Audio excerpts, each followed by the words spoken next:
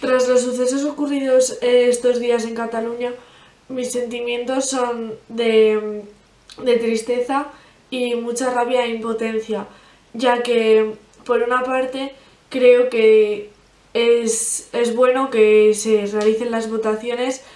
y se escuche a la civilización catalana,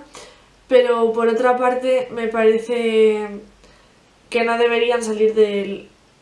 del nacionalismo español, ya que podría haber muchísimos problemas económicos, tanto para ellos como para el resto de España, y me daría mucha pena que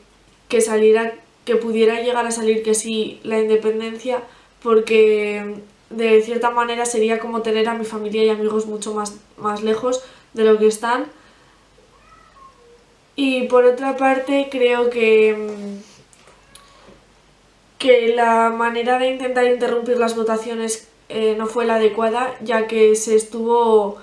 er, eh, realizando violencia y la violencia no justifica nada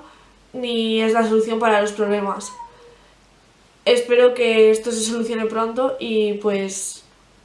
que pase lo que pase, sigamos estando todos unidos.